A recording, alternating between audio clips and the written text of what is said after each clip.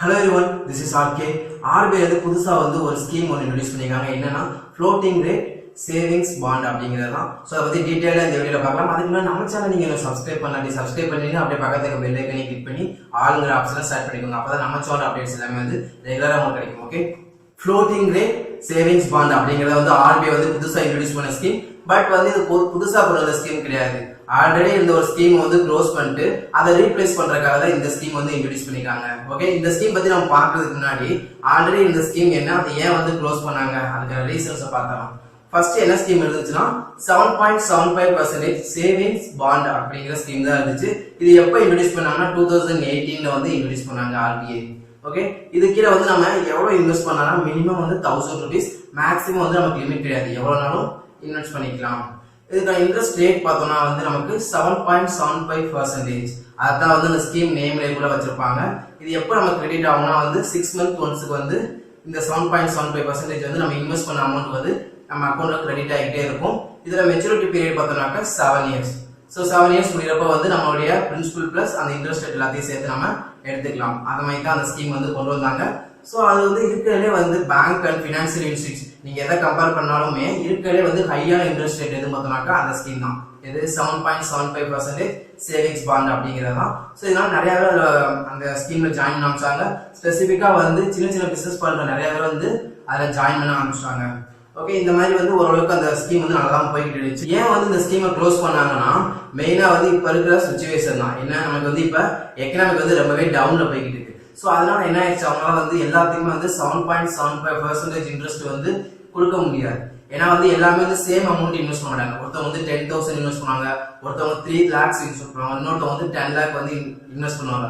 So அப்படியப்போ ஒவ்வொருத்தவங்களுக்கு வந்து 7.75 இன்ட்ரெஸ்ட்ங்கிறப்ப வந்து amount வந்து வேரியேஷன் இருக்கும். அப்படியே இப்ப எக்கனாமிக் டவுன்ல ஆல்ரெடி நமக்கு டவுன்ல போய்க்கு இருக்கப்ப வந்து எல்லாத்துக்கும் வந்து இவ்வளவு ஹையான இன்ட்ரெஸ்ட் ரேட் வந்து நம்மளால ப்ரொவைட் பண்ண முடியாது. அதுக்கடுத்து இந்த க்ரோத் வந்து எக்கனாமிக் வந்து எப்ப வந்து ஒரு நார்மல் பொசிஷனுக்கு வரும் நம்மளால வந்து அக்யூரேட்டா சொல்லவும் முடியாது. ஸோ அதனால என்ன ஆயிடுச்சு, கம்ப்ளீட்டா வந்து அதை க்ளோஸ் பண்ணிடலாம் அப்படின்னு டிசைட் பண்ணி க்ளோஸ் பண்ணிட்டாங்க. க்ளோஸ் பண்ணிட்டு அவங்க சொன்ன மாதிரி இப்போ வந்து புதுசா ஃப்ளோட்டிங் ரேட் சேவிங்ஸ் பாண்ட் அப்படிங்கிற ஒண்ணு இன்ட்ரோடியூஸ் பண்ணிட்டாங்க. பட் இது வந்து ஒர்க்கிங் ப்ராசஸ்க்கு எப்போ வருதுன்னா ஜூலை 1ல இருந்து தான் நமக்கு ஒர்க்கிங் ப்ராசஸ்ல வருது இந்த ஸ்கீம். ஃப்ளோட்டிங் ரேட் சேவிங்ஸ் பாண்டுக்கும் நம்ம ஆல்ரெடி இருந்த 7.75% சேவிங்ஸ் பாண்டுக்கும் வந்து பெரிய அளவுல எந்த ஒரு டிஃபரன்ஸுமே இல்லை. எல்லாமே வந்து எல்லா ஃபீச்சர்ஸ் வந்து சேமா தான் இருக்கு. ஒரே ஒரு டிஃபரன்ஸ் என்னன்னா இன்ட்ரெஸ்ட் ரேட் மட்டும் தான். அந்த 7.75% சேவிங்ஸ் பாண்ட் வந்து நமக்கு என்னது fixed deposit, fixed interest rate. So ஸ்டார்டிங்ல இருந்து எண்ட் ஆஃப் த 7 years வரைக்கும் நமக்கு என்னது சேம் இன்ட்ரெஸ்ட் ரேட் தான் வந்துட்டு இருந்துச்சு. பட் இப்போ புதுசா வந்துட்டு நமக்கு ஃப்ளோட்டிங் ரேட்டா, அப்ப என்ன நமக்கு இன்ட்ரெஸ்ட் ரேட் வந்து வேரி ஆகிட்டே இருக்கும். கான்ஸ்டன்டா வந்து இதுதான் இன்ட்ரெஸ்ட் ரேட் நம்மளால சொல்ல முடியாது. ஒரு டைம் வந்து 1% இன்னொரு டைம் வந்து அது வேரி ஆகும். இந்த மாதிரி தான் வந்து இந்த வந்து இன்ட்ரெஸ்ட் ரேட் ஆகும். ஸோ இது மட்டும் தான் டிஃபரன்ஸ், மற்றபடி எல்லாமே கான்ஸ்டன்டா தான் இருக்குது. இந்த ஸ்கீம்ல வந்து நமக்கு எப்போ வந்து இன்ட்ரெஸ்ட் ரேட் வந்து கிரெடிட் பண்ணுவாங்க, 6 months ஒன்ஸ் தான் வந்து நமக்கு என்ன பண்ணுவாங்க இன்ட்ரெஸ்ட் ரேட் வந்து கிரெடிட் பண்ணுவாங்களா. இப்போ வந்து ஜூலை 1 வந்து இந்த ஒர்க்கிங் ப்ராசஸ் ஆகுதுன்னா டிசம்பர் 31 வந்து இந்த 6 months என்ன ஆயிருமா, அப்ப இந்த 6 monthக்கான இன்ட்ரெஸ்ட் வந்து எப்போ போடுவாங்க, January 1, 2021 வந்து நமக்கு போடுவாங்க. நெக்ஸ்ட் இன்ட்ரெஸ்ட் எப்போ கிரெடிட் ஆகும், அந்த January 1ல இருந்து June 30 வரைக்கும் வந்து 6 months கணக்கு எடுத்துக்குவாங்க. எடுத்துட்டு ஜூலை 1 வந்து நமக்கு, அதாவது நெக்ஸ்ட் இயர் ஜூலை 1 வந்து நமக்கு அதுக்கடுத்த நெக்ஸ்ட் 6 monthக்கான இன்ட்ரெஸ்ட் ரேட் வந்து கிரெடிட் பண்ணுவாங்க. இப்படிதான் கிரெடிட் பண்ணுவாங்க. பட் இன்ட்ரெஸ்ட் ரேட் வந்து எவ்வளவு பர்சன்டேஜ் அப்படின்னு நம்மளால சொல்ல முடியாது. ஆனா வந்து இப்ப இந்த ஃபர்ஸ்ட் 6 monthக்கான இன்ட்ரெஸ்ட் ரேட் வந்து சொல்லிட்டாங்க. எது, இந்த ஜூலை 1ல இருந்து டிசம்பர் 31 வரைக்கும் இந்த இயர்ல இந்த 6 monthக்கான இப்ப இன்வெஸ்ட் பண்றீங்கன்னா இந்த 6 monthக்கான இன்ட்ரெஸ்ட் ரேட் வந்து எப்ப போடுவாங்க, January 1, 2021 போடுவாங்கல்ல. அப்ப வந்து அந்த இன்ட்ரெஸ்ட் ரேட் என்னன்னா 7.15% அப்படின்னு சொல்லிட்டாங்க. ஓகே, அப்ப நீங்க இப்ப இந்த ஜூலை 1ல நீங்க இன்வெஸ்ட் பண்ணீங்கன்னா உங்களுக்கு வந்து நெக்ஸ்ட் இயர் January 1ல வந்து உங்களுக்கு 7.15% வந்து நீங்க இன்வெஸ்ட் பண்ண அமௌண்ட்டுக்கு வந்து இன்ட்ரெஸ்ட் வந்து கிடைக்கும். நெக்ஸ்ட் வந்து என்னன்னா நெக்ஸ்ட் 6 months இருக்குல்ல, அந்த 6 monthக்கான இன்ட்ரெஸ்ட் ரேட் வந்து இந்த 7.15% இருக்கலாம், இதோட கம்மியாக வரலாம், அதிகமாக வரலாம். அது வந்து அந்த டைம்ல வந்து அவங்க எப்படி சுச்சுவேஷன் இருக்கோ அதை பேஸ் பண்ணி அனௌன்ஸ்மெண்ட் பண்ணுவாங்க. ஸோ அது வந்து நம்ம கான்ஸ்டன்டா சொல்ல முடியாது. ஓகே, இந்த ஸ்கீம்க்கு யாரெல்லாம் எலிஜிபிள் பார்த்தோம்னா சிட்டிசன் ஆஃப் இந்தியா எல்லாருமே எலிஜிபிள் தான். பட் என்ஆர்ஐ வந்து எலிஜிபிள் கிடையாது. ஓகே, இது ரெண்டு கேட்டகரி இருக்கு, மைனர், மேஜர். அதாவது 18 வயசு கீழே தான் மைனர் சொல்லுவோம், 18 வயசுக்கு மேல மேஜர் அப்படின்னு சொல்லுவோம். இப்போ இதை இன்வெஸ்ட் பண்றவங்க அந்த இன்வெஸ்டர் ஏஜ் வந்து 18 வயசுக்கு மேல இருக்கு அப்படின்னா அவங்க வந்து அவங்களுக்கு நாமினிங்கிற ஒரு ஆப்ஷன் இருக்கும், அதை அவங்க செலக்ட் பண்ணிக்கலாம். இதே 18 வயசு கீழே இருக்கா மைனர், அவங்களுக்கு வந்து என்ன பண்ண முடியாது, நாமினிங்கிற ஆப்ஷன் செலக்ட் பண்ண முடியாது. பட் அவங்க வந்து கார்டியன் வந்து அவங்களுக்கு கண்டிப்பா வந்து செலக்ட் பண்ணணும் அப்படிங்கிறது தான் இதோட ரூல். இதுல வந்து எவ்வளவு அமௌண்ட் வரைக்கும் நம்ம இன்வெஸ்ட் பண்ணலாம் அப்படின்னு இருக்கும்ல.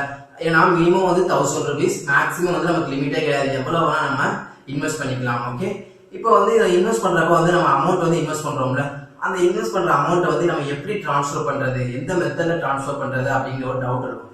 அதுக்கு வந்து என்ன சொல்றாங்கன்னா cash, drop, check and online transaction. இது வந்து எந்த மெத்தட் நம்ம யூஸ் பண்ணி டிரான்சாக்ஷன் பண்ணிக்கலாம் அப்படின்னு சொல்றாங்க. பட் நீங்க இந்த ஸ்கீம்ல வந்து இன்வெஸ்ட் பண்றீங்கன்னா 20,000 குள்ள இன்வெஸ்ட் பண்றீங்கன்னா நீங்க கேஷ் மெத்தடை யூஸ் பண்ணிக்கலாம். அப்படி கேஷ் மெத்தடையும் யூஸ் பண்ணிக்கலாம்.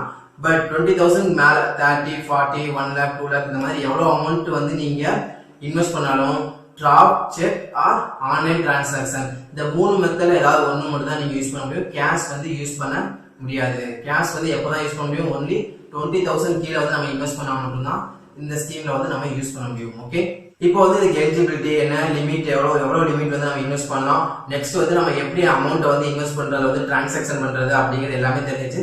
பட் இந்த ஸ்கீம் வந்து நம்ம எங்க போய் பர்ச்சேஸ் பண்றது அப்படிங்கிற ஒரு கொஸ்டின் இருக்கும். எங்க வாங்கணும்னா ரிசீவிங் ஆபீஸ் அப்படின்னு ஒன்று இருக்கும், அங்க போய் நம்ம இந்த ஸ்கீம் பர்ச்சேஸ் பண்ணிக்கலாம். இந்த ரிசீவிங் ஆபீஸ்ங்கிறது எங்க இருக்கும் அப்படின்னு பார்த்தோம்னாக்கா, எங்கெல்லாம் இருக்கும் அப்படின்னு பார்த்தோம்னா நேஷனலைஸ்டு பேங்க்ஸ் எல்லாத்துலயுமே இருக்கும். அது போல வந்து ஒரு 4 பிரைவேட் செக்டர் பேங்க்லயே இருக்குது. அந்த பேங்க் என்னென்ன பேங்க் அப்படின்னு பார்த்தோம்னாக்கா, அந்த பிரைவேட் செக்டர் பேங்க் என்னன்னு பார்த்தோம்னா ICICI, HDFC, axis and IDBI bank. இந்த பிரைவேட் பேங்க்ல தான் வந்து இந்த ரிசீவிங் ஆபீஸ் இருக்கு. அது போல வந்து நேஷனலைஸ்டு பேங்க்ஸ் எல்லாத்துலயுமே வந்து இந்த ரிசீவிங் ஆபீஸ் இருக்கும். சோ அங்க போய் நீங்க இந்த ஸ்கீம் வந்து நீங்க பர்ச்சேஸ் பண்ணிக்கலாம். ஓகே, இப்போ வந்து நம்ம ரிசீவிங் ஆபீஸ் போயாச்சு. போனதுக்கு அப்புறம் வந்து இந்த ஸ்கீம் நமக்கு எப்படி ஆக்டிவேட் பண்ணி கொடுப்பாங்க அப்படின்னா, இப்போ வந்து நீங்க உங்க பேசிக் டீடைல்ஸ் எல்லாம் சொன்னதுக்கு அப்புறம் எவ்வளவு அமௌண்ட் இன்வெஸ்ட் பண்ண போறீங்க எல்லாமே சொல்லிடுறீங்க.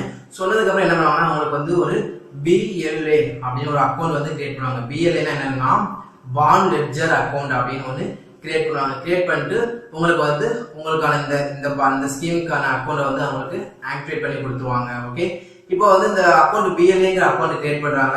இந்த இதுல வந்து உங்களுக்கான மெச்சூரிட்டி அப்புறம் வந்து இன்ட்ரெஸ்ட் ரேட் எல்லாமே வந்து கிரியேட் ஆகும் கிடையாது.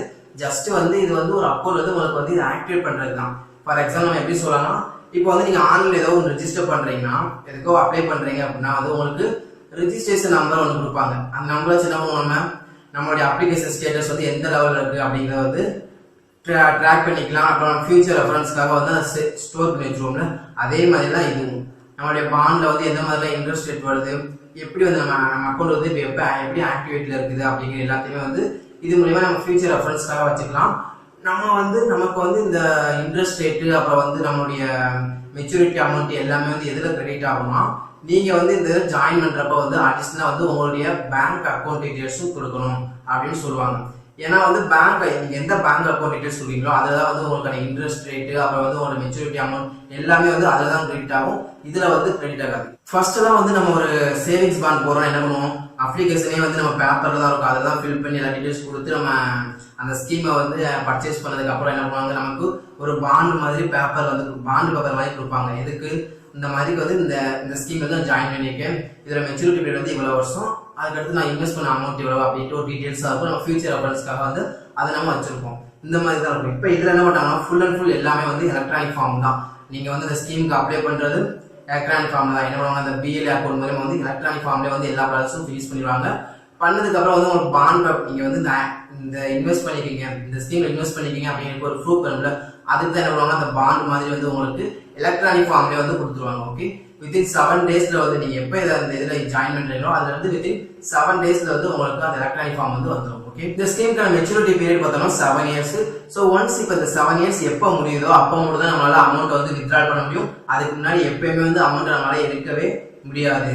பட் ஒரு சிலர் வந்து எடுக்கலாம். அது யாரெல்லாம் எடுக்கலாம் பார்த்தோம்னாக்கா, இதுல இன்வெஸ்ட் பண்றவங்க ஏஜ் வந்து 60க்கு மேல இருந்துச்சுன்னா, அதாவது 60 to 69 அந்த ரேஞ்சில் இருந்தா 6 இயர்ஸ் கம்ப்ளீட் ஆகும், அவங்க வந்து அமௌண்ட்டை வித்ட்ரால் பண்ணிக்கலாம்.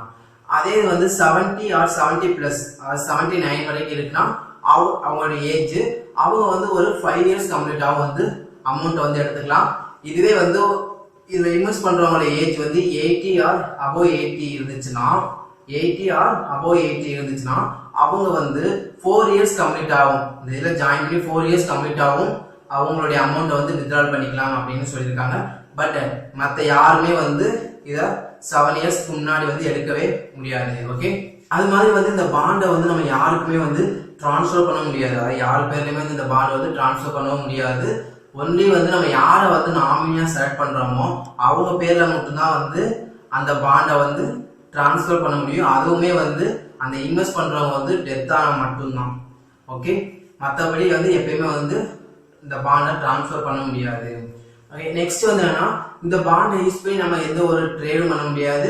அட் த சேம் டைம் வந்து இதை வச்சு நம்ம எந்த ஒரு லோனுமே வந்து வாங்க முடியாது. ஓகே, ஒன்லி வந்து இதை இன்வெஸ்ட் பண்றது அவ்வளவுதான். மற்றபடி நம்ம இதை வச்சு அதர் வெளியே வந்து வேற எதுவுமே பண்ணவே முடியாது. ஓகே, ஸோ இதுதான் வந்து RBI வந்து கொடுத்த ஃப்ளோட்டிங் ரேட் சேவிங்ஸ் பாண்டோட டீடைல்ஸ். ஸோ இந்த வீடியோ உங்களுக்கு பிடிச்சிருந்தா லைக் பண்ணுங்க, ஷேர் பண்ணுங்க, and subscribe to RBI. See you next video. Bye bye.